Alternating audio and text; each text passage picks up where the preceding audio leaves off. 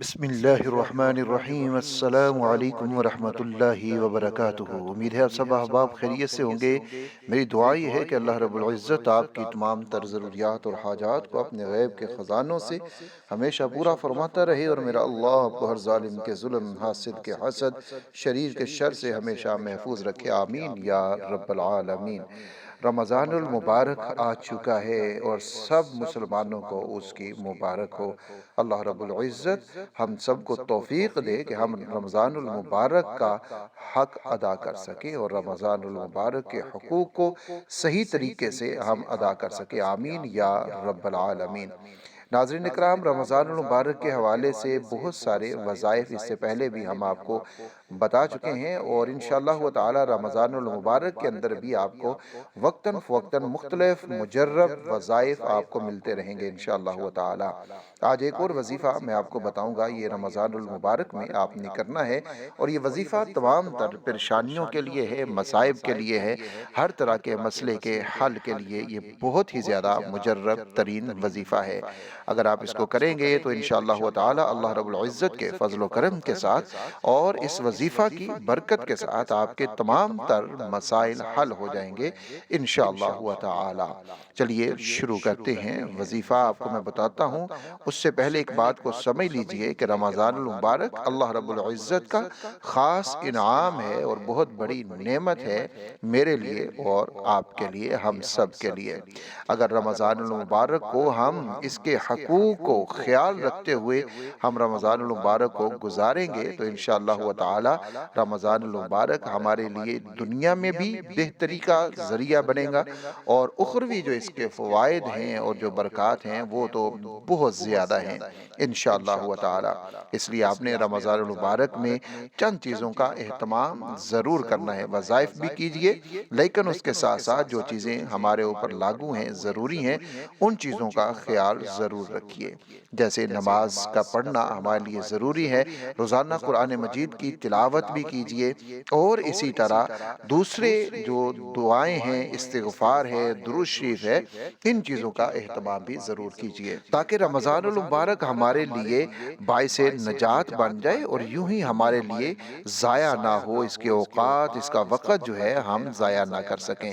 جو وظیفہ میں آپ کو بتانے جا رہا ہوں، یہ اللہ رب العزت کے مبارک اسم کا وظیفہ ہے، اور در حقیقت اگر دیکھا جائے تو یہ قرآن مجید کا ہی ایک وظیفہ ہے۔ اس کو اگر آپ کرتے ہیں تو انشاءاللہ تعالی اس کی برکت سے جو بھی آپ دعا کریں گے، اللہ رب العزت اس دعا کو ضرور قبول فرمائیں گے، اور آپ کی تمام تر حاجات اور ضروریات جتنی بھی ہوں گی وہ ساری کی ساری اس کی برکت سے ضرور پوری ہو جائیں گی انشاءاللہ تعالی۔ یہ وظیفہ آپ نے ہر نماز کے بعد کرنا ہے، اور بہت آسان ہے، بہت لمبا نہیں ہے، آپ مختصر وقت میں اس کو مکمل کر لیں گے۔ آپ کی جو بھی حاجت ہے، ضرورت ہے، اس کو آپ نے اپنے ذہن میں رکھنا ہے، اور اس وظیفہ کو ذہن میں رکھتے ہوئے یہ وظیفہ کرنا ہے۔ اب وہ وظیفہ کون سا ہے؟ نماز آپ نے پڑھی ہے، مرد ہیں تو وہ مسجد میں نماز ادا کریں گے، تو وہیں پر وہ فرض نماز کے بعد یہ وظیفہ کر لیں، اور خواتین اپنے گھر کے اندر اس وظیفہ کو کر لیں۔ دوسرے مسنون اذکار جو ہیں ان کو پڑھ لیجئے، جیسے آیت الکرسی کا پڑھنا بہت زیادہ فضیلت کا حامل ہے کہ ہر نماز کے بعد آیت الکرسی کو پڑھا جائے۔ رسول اللہ صلی اللہ علیہ وآلہ وسلم نے اس کے بارے میں ارشاد فرمایا ہے کہ آیت الکرسی کو ہر فرض نماز کے بعد ایک دفعہ جو پڑھ لیتا ہے، اس کے اور جنت کے درمیان میں جو فرق ہے یا فاصلہ ہے یا رکاوٹ ہے، وہ صرف اور صرف موت ہے، یعنی وہ شخص مرتے ہی جنت میں داخل ہو جاتا ہے۔ یہ اتنی زیادہ فضیلت ہے آیت الکرسی کی ہر فرض نماز کے بعد پڑھنے کی، تو اس لیے آپ آیت الکرسی کو ضرور ہر فرض نماز کے بعد پڑھ لیا کریں۔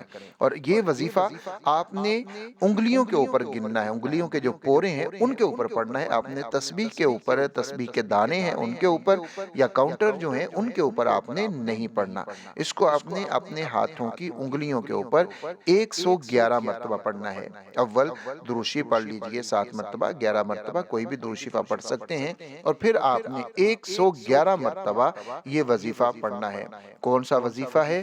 اللہ الصمد، اللہ الصمد، اللہ الصمد، اللہ الصمد، اللہ الصمد، یہ وظیفہ آپ نے 111 مرتبہ اس کو پڑھنا ہے، اور اپنی حاجت، اپنی ضرورت جو بھی ہے، ایک ہے اس کو، آپ دو حاجتیں ہیں ان کو، ہزاروں لاکھوں حاجتیں ہیں ان کو، آپ نے اپنے ذہن میں رکھتے ہوئے اس وظیفہ کو کرنا ہے۔